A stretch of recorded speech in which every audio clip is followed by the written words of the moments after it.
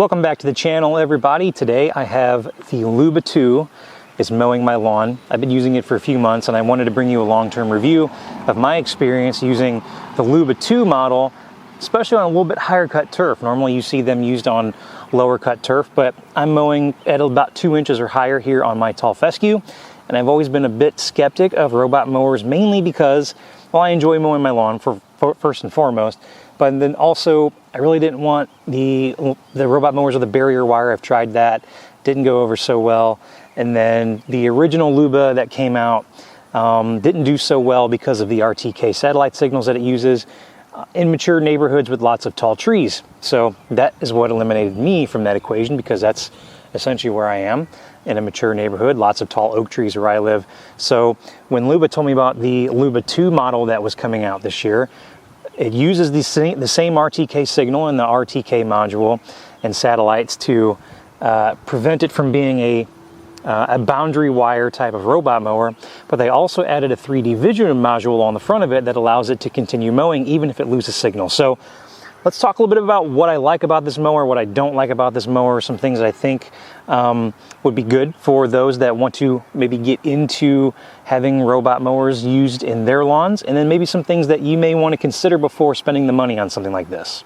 So I'll start with kind of the obvious things about the robot mower. Of course, it's, as you can see, it's mowing my lawn right now. Now this Luba model that I'm using, this is the 10,000, the Luba 2 10,000 all-wheel drive. It's the high cut model, so it will mow from 2 inches up to 4 inches, and then because it's the 10,000 model, it'll mow up to 2.5 acres, not on a single charge. In my experience, it'll cut for about 2 hours. It's enough to really cut this really 3,000 square foot area out here before it goes back to the dock and recharges, and then comes back out to finish from the break point. So essentially, I can cut this myself with a standard 21-inch lawnmower in about 25 minutes. It takes this mower 2 hours to do that, but you get the advantage of not having to mow it yourself. And it actually cuts quite well. It has a 16-inch cutting deck on it, and you can listen here, it's very quiet, runs at 60 decibels, and it actually has four what look like razor blades underneath the mower as it's spinning at a high RPM and cutting the grass. Now, as far as setting up your Luba, Luba advertises that the average time to set this mower up is about 18 minutes. And I would argue that that's not necessarily the case for everybody. It wasn't really the case for me, because I needed to find a good place to mount the RTK module. And I ended up doing this in the garage of all places. I noticed one day in the car that my satellite radio worked inside the garage, and it kind of hit me that, hey, maybe this RTK would work for me. I tried doing it on the side of my house. I tried doing it in the back of the house. I tried anywhere close that was kind of inconspicuous, where you wouldn't see this big white RTK module out. It looked a little bit gaudy in my opinion. And I didn't find it anywhere outside that I thought it really looked that great. So we ended up putting it in the garage, and it's actually worked pretty well, way better than I expected. I have seen people who have put it in their attic and it works well, but as long as your mower is pinging, somewhere between 18 and 20 of the satellites, it's going to work just fine. And for me, that was actually inside of my garage of all places. So it's out of the way, nobody can see it, it's up off the ground. I'm super happy with where it's installed, but as long as it can communicate with the charging dock and the station that comes with the mower, you're going to be golden. So once you've got your charging station and your RTK set in the right place, you need to power them on. They're going to sync together, and then you can begin mapping out where you want your mower to actually mow. So it's actually going through a channel right now because I just finished mowing my boulevard strip over here. So it's actually pretty simple. You just control the mower like a remote controlled car with your phone, and you map out the areas by manually moving it around the area. And then once it realizes that it's connected the two lines together, they've intersected, it sets that region. This 10,000 model mower can do up to 60 different areas that it will actually cut. On the lower end model, the Luba 1000, it can do 10. So even if you're buying the entry-level model of the Luba, it still provides plenty of task areas for you to mow around, even if you have areas like in my neighborhood where the lawns can be a little bit smaller and there's a lot more obstacles, it's going to give you plenty of options for you to be able to map out all of those areas and set them. Okay, now once you have all of your areas mapped out on the app, you'll also need to create some channels. Okay, as you can see, I've got a sidewalk here, I've got a mowing area here, I have a mowing area in my front yard here, but then I also have a mowing area on the side yard that I have split up.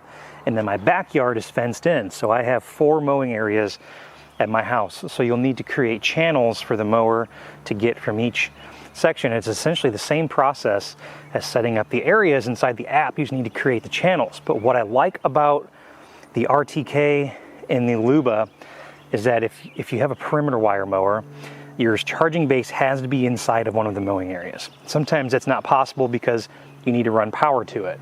So with the Luba, you can actually set the channels to run back to the charging station if you have it in kind of an inconspicuous area where you want it out of the way and you don't want it to be visible. Maybe you don't want people to see it or try and steal it.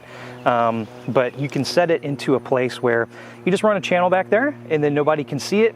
And then you can, when you're essentially ready to use the mower, you just tell it to mow and what area you want it to go to, and it will use that channel that you created to get to those mowing spots. One of the other things I like about this mower is that if you want to control it manually to the task area, you can do that with the phone using it as if it were a remote control car. So essentially all you have to do is drive it to the area you want to mow. So that's my front yard. All I have to do is tell it to go ahead and mow section 1, which I'm going to do right now, and push start. The mower will do a self-check. It'll make sure that the battery is optimal, the 3D vision status is working, it's getting good positioning status from the RTK. Push next, and the mower begins to do its job. So, and as you can see, I don't know if you guys can see this on here, I just mowed with this a few days ago. We got a ton of rain, but there's a lot of Luba stripes up and down my lawn right now. And it actually lays down some pretty cool kind of thin stripes, right? It's only a 16-inch mowing deck, but for the most part, it looks pretty good, all things considered. This is just something I'm using to get me through in between mows that I'm doing with either my reel mower or my rotary mower. So Luba has already mowed this section right here, and as you can see, it doesn't look too bad. Honestly, the razor blades allow it to give you a pretty sharp cut, but I will say it does miss blades every once in a while. That's essentially due to the fact that it doesn't have any uplift to it. It's not like a mower deck where the blades are in a high lift position and they're pulling the grass blades up so much. It's really just kind of cutting what's there. And it does tend to leave some stragglers every once in a while. So if you're really a stickler for high cut quality and it's something that is going to be a deal breaker for you, something like this, like a robot mower, is really not going to be something you're going to be happy with. But if you're someone who just wants a cut, and a decent cut quality is all right with you, and by decent I mean probably just a little bit above average, I would say this might be something that you might be able to use. And just in my experience too with using this mower in the beginning, I really had to play with the settings in the app to really find the sweet spot for utilizing this mower in my lawn, right, and getting the best cut quality, because I have a sloped backyard and it wasn't really cutting so well on the slopes, and I was kind of leaving a couple passes that were uncut. And so after I kind of dialed in the settings in the app for the spacing between passes with the mower and then the mowing speed, because I'm cutting a little bit higher, I just slowed it down a little bit, got those the spaces between the paths just a little bit tighter. After I did that, this thing was just performing flawlessly. So I would kind of advise anyone who does go this route, if you get a Luba or any other robot mowers, to kind of mess with the settings a little bit, because everybody's application is going to be a little bit different in how it performs on your turf type or your property, or maybe hills and undulations and things like that. So I really wanted to really dial those in before I gave it a fair shake, and ever since I did that, I've been completely happy with the way that it cuts. And so all of these things are made possible by the mower allowing you to connect through the Wi-Fi connection at your house or your Bluetooth through your phone. But really, it's pretty advanced for what you get. And like I said in the beginning of the video, I was a bit of a skeptic of the robot mowers. I've turned my opinion around with the the amount of time that I've been using this Luba, because it really has saved me a couple of times this year. I've just been really busy. I've had some things kind of come up, and Luba has been keeping my lawn mowed for me while I've been busy, so I've been grateful for that. So in conclusion, I think the people that are in the market for this type of mower would be people who cannot mow their lawn physically for whatever reason, people who have a lawn service and they want to maybe eliminate that and have a robot mower do it for them. Really, the addressable market for these mowers are those types of people, or people like me that want to get some help in between mows, although it's a little bit expensive for that purpose, right? I probably would have never bought this mower on my own, given that this model right here is almost $5,000. On the entry level, you know, you're probably talking anywhere between $1,500 and $2,000 for this type of mower.